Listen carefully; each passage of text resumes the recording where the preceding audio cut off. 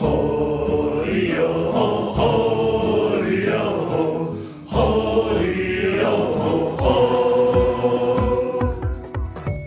and welcome once again to the Spouter-Inn. I'm Chris. And I'm Suzanne. And this time we're excited to welcome back to the program Karla Mallette, who you might remember from our first bonus episode back in April on Reading During Crisis. And if you don't, I'll give you a little reminder. Karla is a professor of Italian and Middle East studies at the University of Michigan, Ann Arbor. Her work focuses on the relationship between literary traditions in the medieval Mediterranean, especially Arabic, Latin, and Romance vernaculars.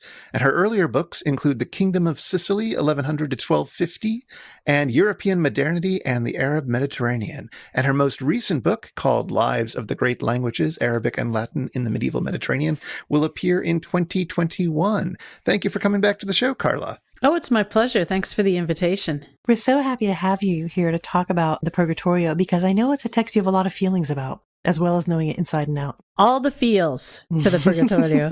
Yes.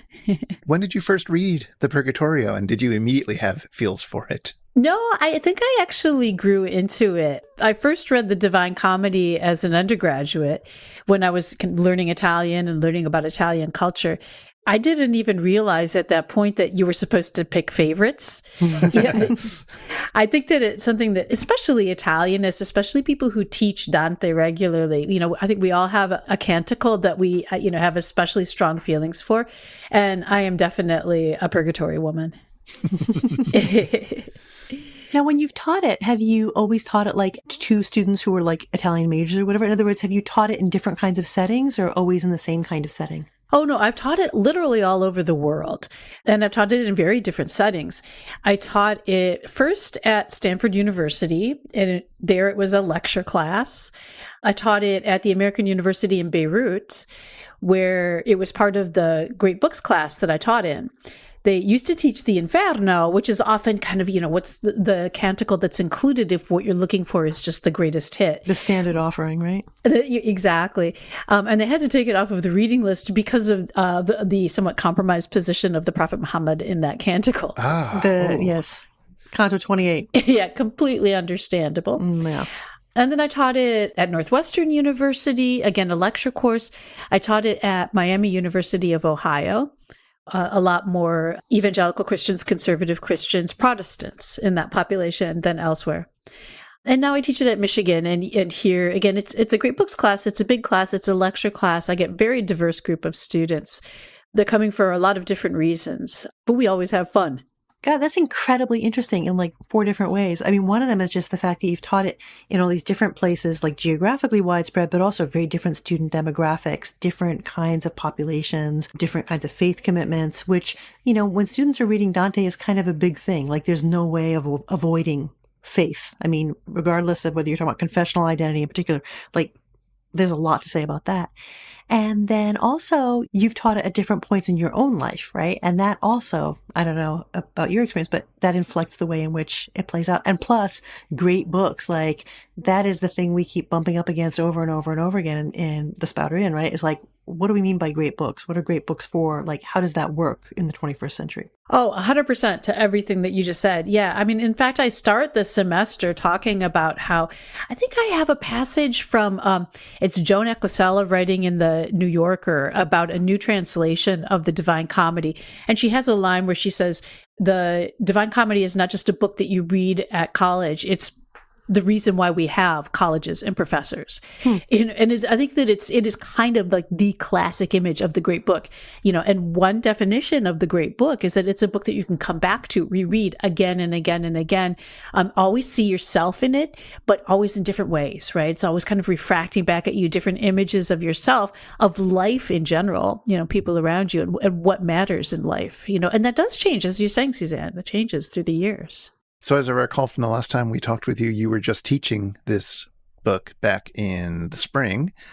And what did you see of yourself in it this time? That's a really good question. I see, usually when I'm teaching this book, I'm focused on what my students see in it. Right. I mean, there's always like that part of you that's kind of watching yourself read and thinking about new things that are opening up for you in the book this time around. But I'm always so focused on the students, And last year, of course, because, we moved from in-person to online instruction halfway through the semester. So I was really, really focused on what my students were able to absorb, what they were taking away, as they were going through that process.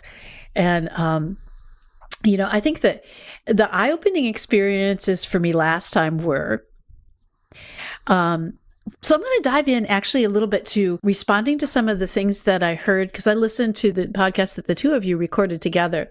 And Chris had really interesting responses to the Inferno. Oh, yeah. Okay. The resistance to the Inferno, and which I totally 100% identify with. And let me tell you why. The students this time around struggled with the Inferno. I know, in this way that was really interesting. I mean, everybody loves the Inferno, right? It's got the demons. It's got all of the action. It's usually so easy. Yeah. It's a blast to read. There's no question about it. But there's also this very, it has a very stern message. The takeaway from that book, it's a hard pill to swallow. And this also goes back to, I think, the things that you were interested in, Suzanne, about what Dante has to say about hope in the Purgatory. So, I mean, one of the classic ways of approaching the Divine Comedy is to see the Inferno as a kind of a long poetic position paper about faith. So they're kind of essays on the theological virtues, right? So the Inferno is about faith. It reflects on faith. The Purgatory reflects on hope. Paradiso reflects on love. Mm-hmm. The way that Dante kind of tangles with the question of faith in the Inferno is that he has to accept faith is the big problem in the Inferno, because Dante has to have faith in the justice of God's judgment. And he has a hard time with that at first. He struggles with that, right? That's kind of the message behind the encounter with Paolo and Francesca. It's the message behind the whole kind of character arc of Virgil, right? In the Inferno, and then all the way through the Purgatorio as well. And it's something that, at the end, he finally has come to this point of resolution where he has accepted the justice of God's punishment. But, modern America 20-year-olds, they are not necessarily down with that teaching. Well, there's that moment, right? Right near the end of the Inferno, when there's this one particular soul who's said, well, I'll tell you my story if you promise to sort of take the ice out of my eyes that's freezing from this rain in the depths of the Inferno. And Dante's like, oh yeah, sure.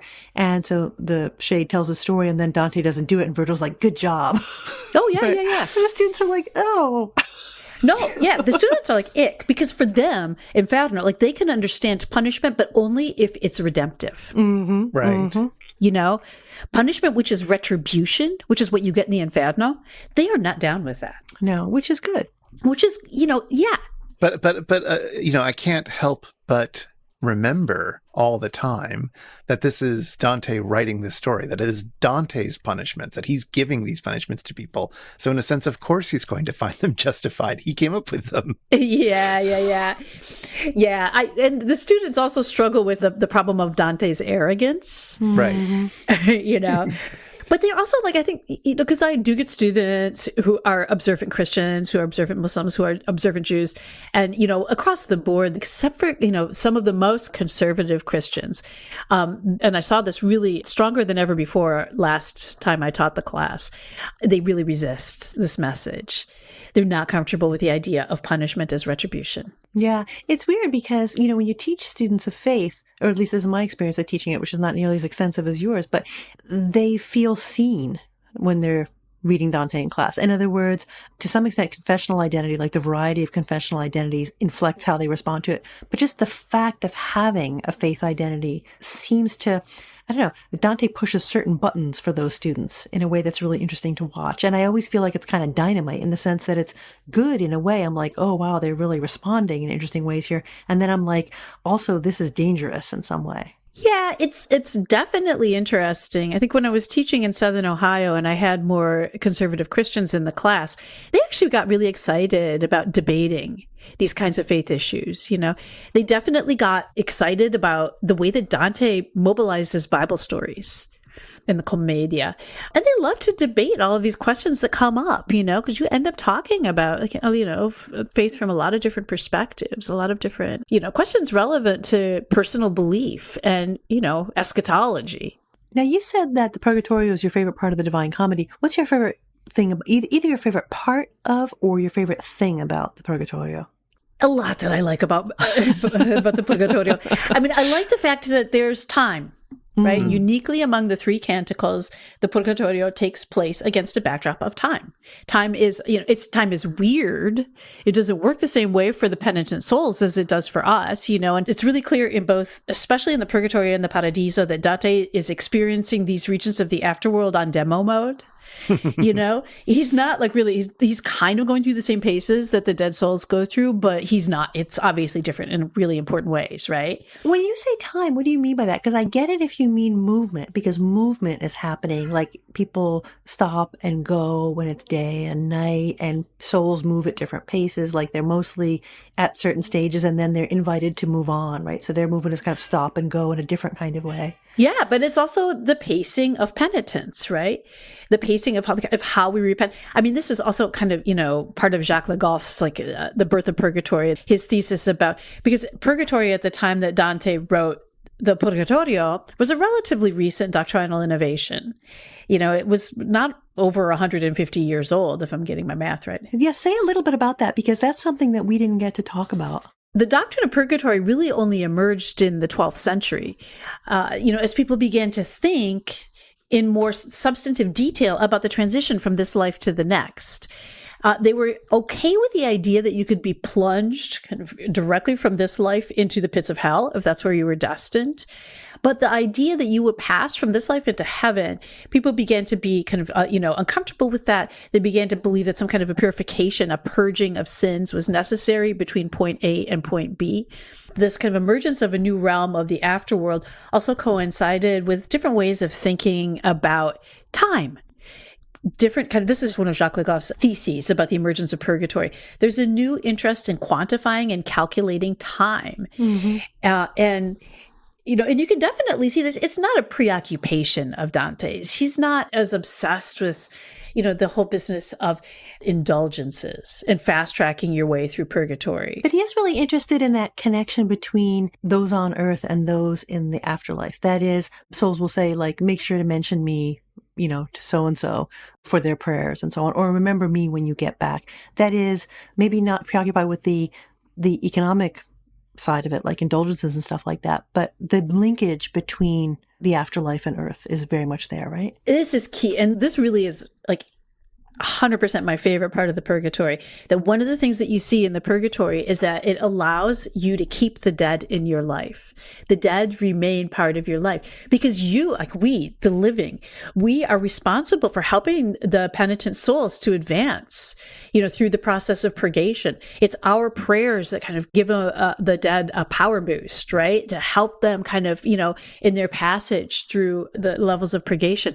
This is huge. It became a really, really important part, and remains in the Catholic world, a really important part of Christian observance.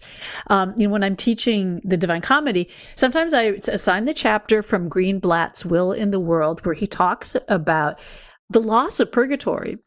His thesis is that a lot of Hamlet is about kind of mourning the loss of purgatory.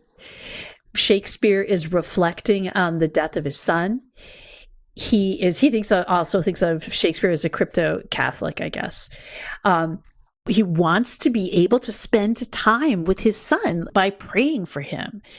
And the removal of purgatory from the lives of English Christians at this time in history has made it impossible for him to maintain that connection with his son. It's taken away that kind of avenue of communication.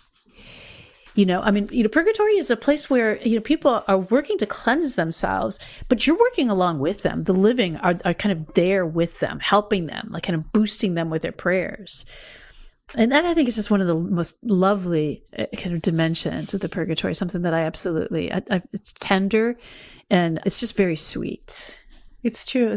One of the other things that, and this is not the same as that linkage between the afterlife and those on Earth, but it seems to resonate with it, is the way in which it's such a, I don't know what to call it, such a trippy landscape, so vivid, like there's dreams and visions. It's almost hallucinatory at certain moments. And that's not the same thing as, this affective link between those on Earth and those in Purgatory, but it's that in-betweenness, like where you're in one realm and another realm, and you're not quite sure which one of them you're in, whether it's your senses being confused in the ekphrasis in Purgatory 10, or whether it's like that kind of visionary triumphant procession that happens near the end, where it's all kind of apocalyptic and vivid and weird, and it's like a big acid trip or something. Like that, those qualities don't appear in the other two parts of the Divine Comedy, do they? Not in the same way, anyway. Yeah, that's actually a really interesting way of thinking about it. I had not really thought about it that way before. I've definitely thought about, kind of the ekphrasis, about the emphasis on thinking about different kinds of representation, thinking about different ways of displaying truths, different ways of reading truths. I mean, there's definitely a big kind of preoccupation with that. Things like the little passion play, the Sacra Rappresentazione that is it Canto 8, where we see the figures of Adam and Eve reenacting kind of the fall, and and then the whole discussion of the educational purpose of that display for the penitent souls who are witnessing it. It's a weird little kind of pop-up play, and that apparently happens every day at that time, right, for the benefit of the souls, to take away some kind of important lesson from it. There's a real kind of emphasis on these different kinds of drama and performances and representations. And the Inferno is so theatrical. Mm-hmm. I always challenge my students to try to see the scenes that they're reading, to try to imagine the blocking. Like, how does this, like, is Dante seeing it? It's clear that he's seeing it, Uh-huh. And you still get the sense that, like, in the Purgatorio, you also get this very visceral kind of, you have a very visual experience of the scenes that are unfolding. But you're right, Suzanne, they are kind of trippy and liminal and, partaking of multiple kind of levels of being, I guess, at once. I'd asked you earlier about like things that you like the most about the Purgatorio. Are there moments you like? Like, are there particular moments that stick in your head? I find that I think those affective times, where like we're meant to be moved, are very striking. But then also, as I talked with Chris about in the episode we recorded before, I'm really struck by the confusion of senses that we have, like especially in that ekphrastic scene, where you're not sure which realm you're in. So are there passages that kind of stick out for you in that way, where like they come to mind right, off the bat? I just love the beginning of Canto 1 because it marks such a departure from hell. I mean, especially from the very bottom of hell, but really, you realize like, throughout hell, it's such a fully realized realm, but it's so dark, it's so cruel, it's so harsh. It's very, very harsh, and you like when you get to the bottom of hell and you come out into purgatory, and you see like the first thing that Dante describes is kind of like daylight. Dolce color d'oriental zaffiro. He describes this kind of the sweet color of eastern sapphire, according to my translation here. I was going to talk about exactly that line. And it's so funny you said daylight, because what always strikes me about it is that it's sort of daylight, but it's also just color. It's just like intense color, which that's the thing we haven't had. Like, it's not just that we haven't had light, we haven't had the vividness of color. Yeah, absolutely. If you think about it, what's the light source in Inferno? Like if you were producing a movie of the Commedia and, and you were the kind of you were the producer, how are you thinking about the light design for this movie? It's all very red, right? There's the fire, there's the lamps, there are these like sort of, you imagine these sort of sickly, sort of yellow, artificial light type environments. Like, yeah, that's what I was going to say. It's all artificial, right?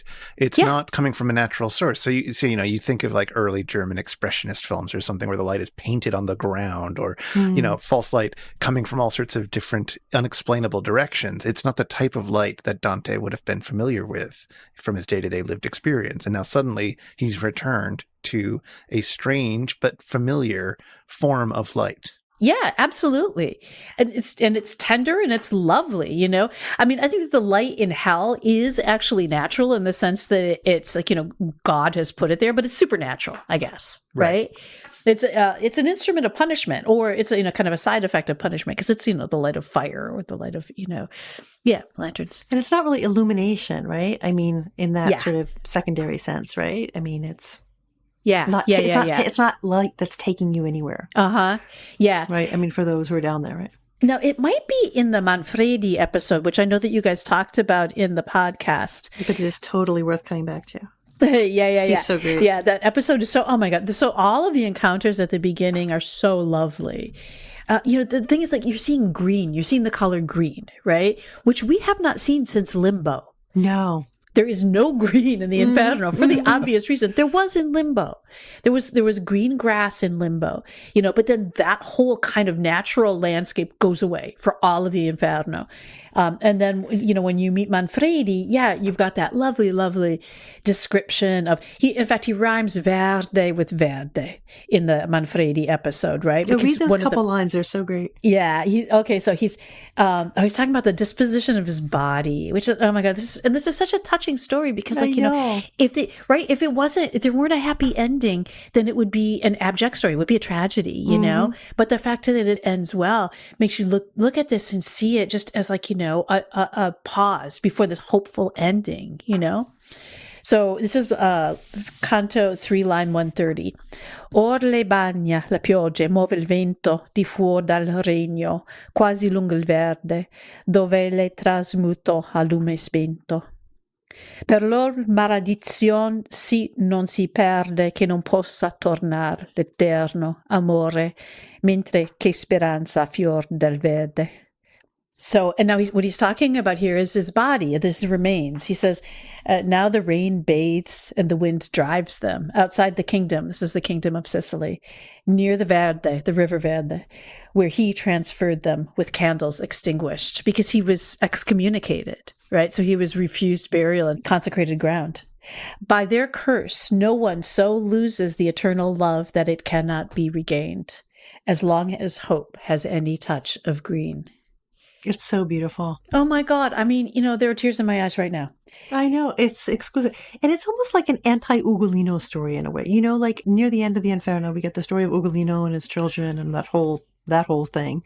And it's heartbreaking and it's awful and it's abject and it ends in just awfulness, and an awfulness that comes back out of the story into that sort of gnawing that Dante then witnesses, right, at the end of the story with Ugolino and Ruggieri. But here, it's a story that, like you just said, could be abject, like his bones cast out and, this muddy, wet river edge, right? And so on.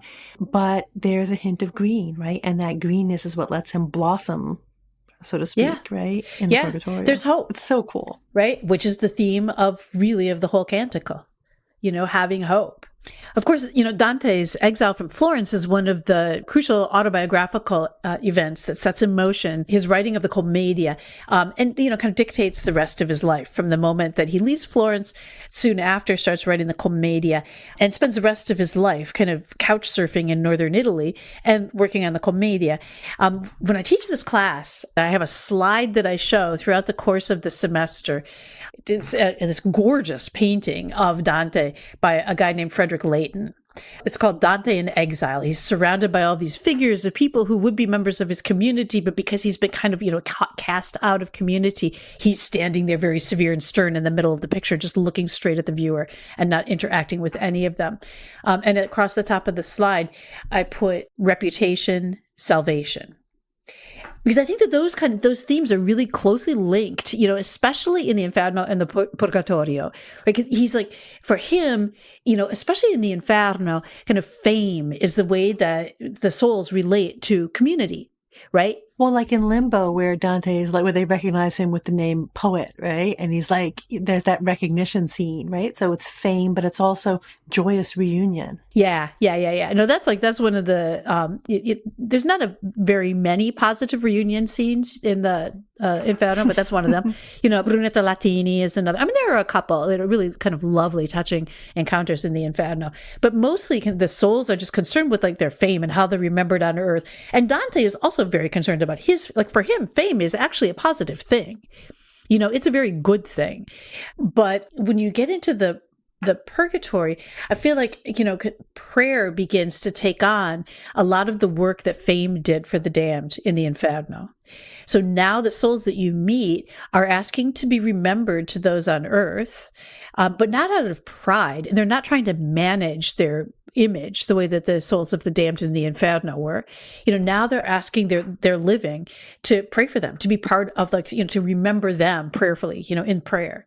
And it's a totally different kind of, relationship. It's a totally different kind of, it's I guess, transactional still, but, it's a very kind of positive transaction. Well, the other kind of cool thing that happens in the Purgatorio is that you have fame and community show up again, sort of yoked together, not so much in Dante's encounters, but in Virgil's encounters, like Sordello, or when Statius shows up and he's so psyched that this is Virgil. Oh, yeah. Right? Yeah. No, that whole meet cute with Statius is... Oh, it's so good. Yeah. And I do think that, Dante's he lays it on so thick, There's that whole... Now, you guys, I know that you guys talked about the farewell when Dante encounters Beatrice, and there's that crazy, the poetry. This is in Canto 30, where Dante talks about, not a drop of blood is left in my veins. And you talked about how Dante there is quoting a line from Virgil, right? He's quoting Dido's line. So he's also borrowing the words that appeared in rhyme position when Statius talks about the Aeneid. Oh, when Statius, whoa. Yeah. When Statius, the fanboy, he realizes that he is talking to the great Virgil, he kind of loses it. And this is Canto 21. Lines, it's so great. Yeah. Lines 94 to 99. Mm-hmm. You can see the rhyme words, fiamma, mamma, dramma. Those same words are going to reappear in in Dante's farewell to Virgil. Let me read a few lines this is from Musa's translation. My name is Statius, still well known on earth. I sang of Thebes, then of Achilles' might, but found that second weight too great to bear. The spark that kindled my poetic ardor came from the sacred flame that set on fire more than 1,000 poets. I mean the Aeneid. That was the mother of my poetry, the nurse that gave it suck. And if only I could have been alive when Virgil lived, I would consent to spend an extra year of exile on the mount. It's such a great moment. And Virgil's looking at Dante don't say anything. And Dante's like, oops. Yeah. It's an adorable scene. It really is. Oh my God. It's adorable. But yeah, so those moments are linked together. Oh yeah, absolutely. The recognition scenes it's not quite yet the recognition scene, but it's Statius kind of, the huge shout out to the Aeneid, you know, and he's on the threshold of recognition. That's the moment when it all comes to the surface, right? He hasn't recognized Virgil yet, but it's there. Right. Yeah. It's a weird, it feels like a conversion moment almost, right? Where, you could see, you could feel what's pulling you, but you don't quite know what to call it yet, Mm-hmm. Yeah. And then that's definitely being echoed in the moment later when Dante realizes that he has lost Virgil, this moment when he really needs Virgil. Virgil suddenly is gone. So what's happening there then? It's a typological relationship that's being set up. We're meant to understand a kind of poetic lineage that brings together Virgil and Statius and now Dante. But we're mapping that onto a kind of an erotic lineage where Dido's oh yeah, I felt this old flame before. And she's thinking back to her husband whom she had loved and this new love, Aeneas. And then it's going to show up again in the sort of erotic or amorous sense when Dante sees Beatrice again, right? And I know this old feeling, right? This time not used of two different people, but of a person on earth and a person again in the heavenly environment, right? So, is it typological? Is that the relationship that's being mapped out here? What is that? I don't know. Or is it, I always think of it in emotional terms, right? How is Dante building an emotional relationship with Virgil that we can believe in, and that we can feel? The fanboy scene with Statius is definitely, there to kind of prop up Virgil's reputation and to also make us kind of feel, have all the feels for Virgil, And then this moment later when Beatrice is there and Dante is all of a sudden faced with her, there's this he has to strip himself down, because he's what Beatrice puts him through. Mm-hmm. It's always, I have a slide when I'm teaching where I count up the number of lines that Beatrice is chewing him out for. 'Cause she just tears him down, you know? Yeah, she's kind of mean. Oh, she's super mean. My students also do not love Beatrice, you know? When she gets there, like, oh, my, seriously, like, you know, why is she so harsh? You know, and Dante's confession, when it finally comes, is a mere 3 lines. Mm-hmm. Mm-hmm. You know, and you have to do a lot of work to sell that confession in the classroom as something that actually is like, you know, worth the wait, you know, just like why is it this? Like, why do we believe him now? Does it actually do the work that Dante, the poet, needs it to do? Yeah. And again, you know, we've been thinking about education, right? Is there a way in which Beatrice letting him have it, is that educational? Like, in other words, in a way, she's kind of, I don't know, chastising him or punishing him. Is that itself a kind of education? Oh, yeah. No, it's tough love. Yeah. You know, it is. I mean, it was, you know, and it's necessary. I mean, you know, it's reinforcing all of the lessons that he has learned as he has gone through Purgatory, right? Mm-hmm. So he's been kind of learning these lessons slowly as he, you know, and then this is like where he gets like, all of a sudden, it's like, you know, okay, now is the moment, you know, you have to own who you are. You have to own your mistakes. You have to recognize where you have failed, and you have to really, you know, believe that this is not going to happen again. And you have to have hope. She's shaming him, right? I mean, that's the big thing that's happening there, right? She saves the sharpest words until the end, right? She starts letting him have it. And, he says, I lowered my head and looked down at the stream, but filled with shame at my reflection there, I quickly fixed my eyes upon the grass. I was the guilty child facing his mother, abject before her harshness. So this idea that, you know, he's full of shame, you look away, you look down, as you do when you're ashamed, and he catches a sight of his own reflection. That's also a shaming, right? Like that just intensifies the emotion. And then what does he look at? The grass, right? And we've been thinking about greenness, right? Like, that's the hopeful thing. That's the thing that's going to lift you back up. That's what's going to show up again in that sort of tender green foliage in the last few lines of the Purgatorio, right? So it's a weird moment that casts you down, but also lifts you up. Oh, yeah, absolutely. Absolutely. And then the confession, when it comes in Canto 31, it's kind of like the synesthesia that you were talking about in the podcast, right? Where it's a, you know, the words when they first come out were, let me see. So it starts on Canto 31, line 7. My strength was so confounded that my voice began but gave out before it was released from its organs. And then Beatrice pushes him. She says, like, you know, no, you got to do better than that. Then line 13 is where the second confession starts. Confusion and fear mixed together drove such a yes out of my mouth that to hear it, one needed eyes. That you couldn't hear it. You had to, you know, see his lips move in order to understand that he was actually thinking. And then when the confession finally comes, it starts on line 34. Le presenti cose col falso lor piacer volsero miei passi tosto che il vostro viso si nascose. Present things with their false pleasure turned my steps as soon as your face was hidden.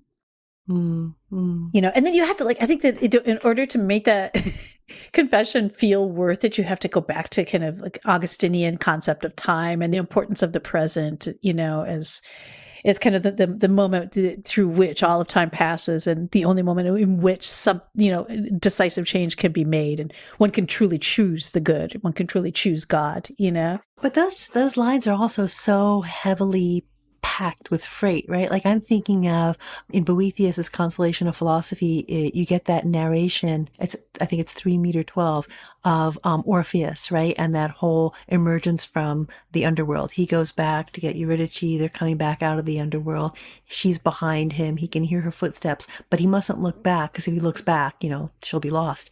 And he almost makes it, and then he looks back, and she just sort of vanishes.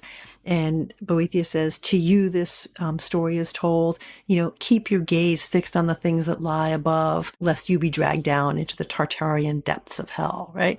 And that story, it gets commented on, like, it has a very, very, very rich afterlife. And when Dante says, these things with their false joys offered me by the world led me astray, right? He's talking about looking back, looking down instead of being lifted upward.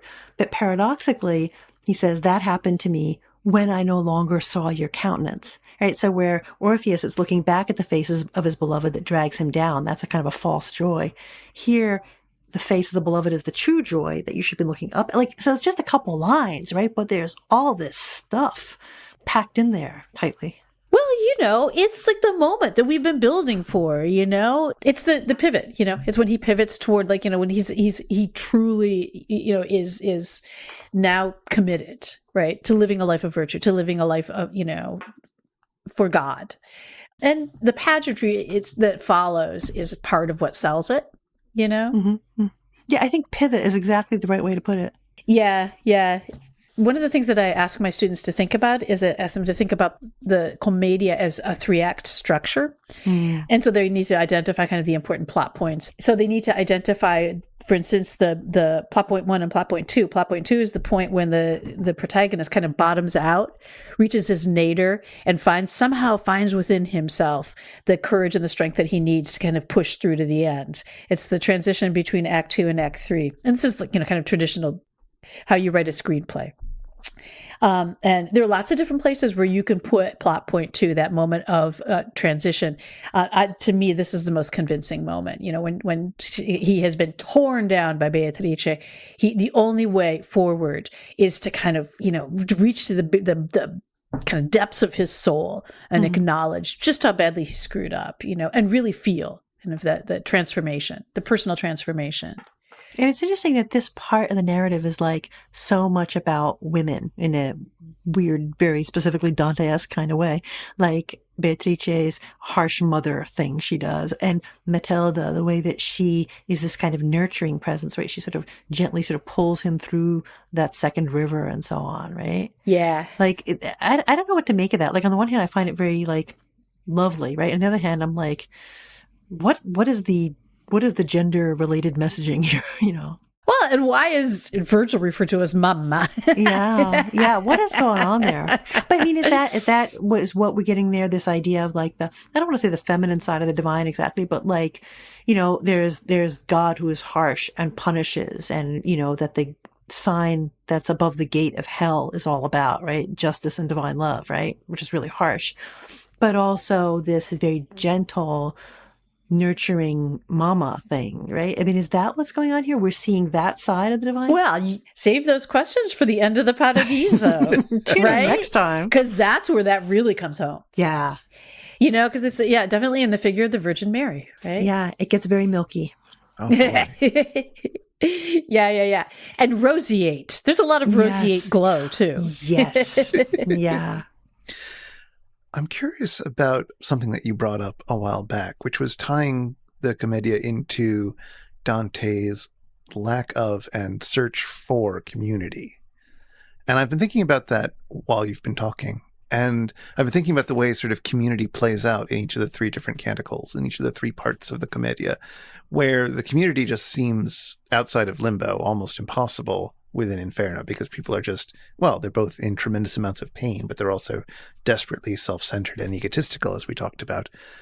And in Paradiso, as I recall, it's been a while since I've read it, and I don't remember much, but it is a community, but it's because everybody is sort of one mind. Like the further you go in, the more everybody is just focused on and attuned to God, and therefore all sort of one. And they all kind of refer you upward all the time. It's like, and look here, and look there. Yeah, but it's in a way that kind of defies community, or it doesn't, it's not recognizable to me as what I think of community being, I guess, which is a lot of different people sort of meeting and supporting one another, or having exchange with one another, right? In some kind of way. And so Purgatorio seems like the section where you get the closest thing to real community, where you don't have dead people who are just awful to you, awful to Dante, awful to everybody, where you do have people getting together and like forming sort of ad hoc groups. And I think most interestingly that you have the most sort of guides going with Dante at any point, because you have Virgil, you have Statius come along, you have Matilda at one point, you have Beatrice, you have all these people who at some point are there walking with Dante for a while, but maybe not for the entire journey. And that I don't know. That just seems like a lot of what Community is. Yeah, like they're on the road together, right? Yeah. Yeah. Sordello too. Yeah. Right? Yeah. Also important there early on in the anti-purgatory. Yeah. Yeah, absolutely. And they're all kind of aiming for the same goal. Yeah. And they definitely are forming these kind of little micro communities as they travel together. I think that's just one of the reasons why I like this section the most, is because it is the most, I don't know. And I mean, earthly is not the right way, but it does have a nice communitarian vibe to it that I can enjoy. Well, yeah, because in the Paradiso, right, like nobody disagrees, right? No, like they're all one, right? It's the worst kind of community imaginable. Right? But here, people are together at different moments in different ways at different times, and they're not always totally on the same wavelength, but there's something in common. Right? There's something shared. Yeah, no, in the Paradiso, like the only conflict comes when the blessed souls are scolding people on earth, right? Whereas, there is there's plenty of conflict in the Inferno, but also, in Purgatorio, there's there's some of it is remembered conflict from earth or reflected on, kind of thinking about things that are happening on earth. Some of it is people relating their own experiences in life, in many ways, kind of the most powerful community building passages come right at the center of the book when you get these series of cantos on love and on governance, right? Which are two, the theme of the governance of the soul is obviously one of the big themes of this canticle and of this region. It's very much like medieval political theory, and so it can feel a little bit sleepy, but it's obviously supposed to be really, really important. It's there at the center of the Purgatory, which puts it at the center of the Commedia, and it's, Dante talking about what governance should look like. I always find that part very alienating, and I always I know it's in the middle, so I'm I know this must be important, but I read it and I just bounce right off it. What am I missing? Part of the thing that I find compelling about it is this whole kind of discussion of it's like the recurring image of the falcon, right? It's clearly an image of a soul. It's a bird. It represents a soul, and it's guided by the falconer. It's guided by the lure, it's, it's hooded. It's got, wears a hood while it's being trained. It's kind of symbolic of its, the need for its will to be educated in order for it to desire the good, and this was supposed to drive good governance, but in Dante's day, as in ours, this is a big conflict. This is a big problem for, the contemporary Christian world, and Dante is kind of highlighting this at the center of the Purgatorio and giving you some reflections of what he thinks, the considerations that should guide good governance on earth. So we were talking earlier about the ways in which the Purgatorio is so vivid. Like there's these very trippy kinds of moments. There are these visions, there are these dreams and so on. Do you use visual aids? What kind of stuff do you use when you teach it to bring out that vividness?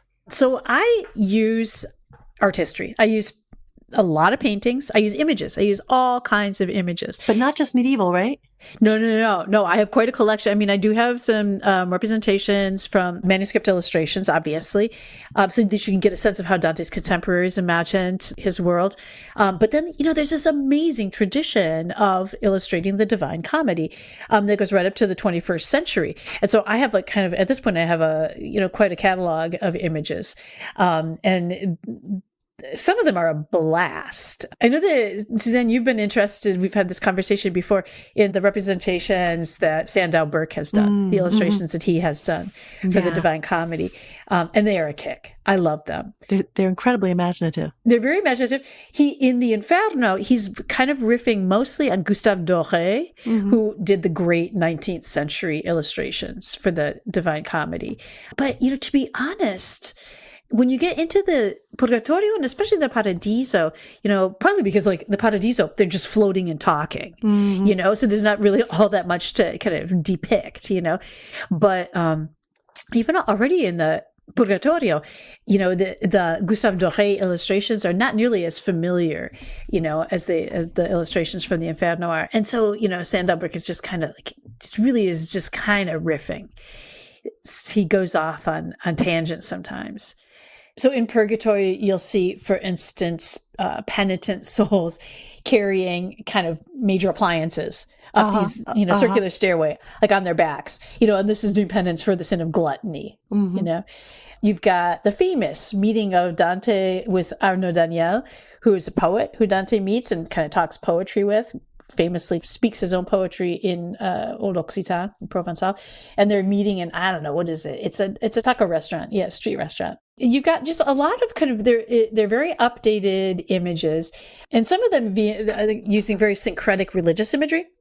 So it gets even more crazy and syncretic when you get into the Paradiso and towards the end of the Paradiso.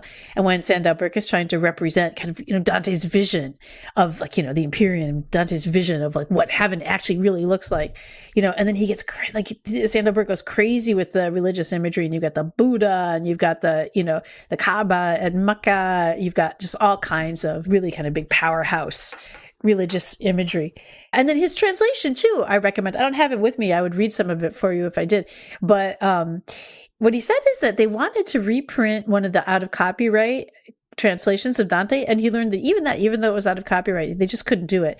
And so they made their own translation. They didn't know Italian. They just got a whole bunch of translations. And I think he was working with a buddy on this. And they kind of came up with their own version. And it's very vernacular and very kind of chatty, but it's fun. I mean, it's not like the only version of Dante that you want to read, but it's a lot of fun to read. And I feel like this might be a repeat of some stuff that we talked about last time. But it's important because if you guys do read the Paradiso, Sandelberg himself really loves the Paradiso. Ah. He waxed eloquent about the Paradiso with my students. We were thinking about using his translation when we do the Paradiso maybe next year. So that's something to look forward to. Yeah. But I think we need to wrap up our conversation now. Unfortunately, it's been lovely to have you here and to hear you guys talk about this. Yeah, thank you. It's been a real pleasure. Yeah, thank you again for the invitation. Of course. And we will have links for the Sandelberg and I suppose also the Doré in the show notes. And we will probably check him out again when we do the Paradiso, probably next year, because I don't know what else I'm going to say about it. We'll see. Meanwhile, we will have things to say, I promise. Okay. Milk. Meanwhile, if you'd like to get in touch with us, you can email us at spouter@megaphonic.fm, or we're on Twitter at the Spouter. And of course, we always love to hear from you. Show notes with things that we've mentioned in this episode are at megaphonic.fm/spouter/34B. And the Spouter-Inn is one of the fancy little podcasts over at Megaphonic FM. So until next time. See you again at the Spouter-Inn.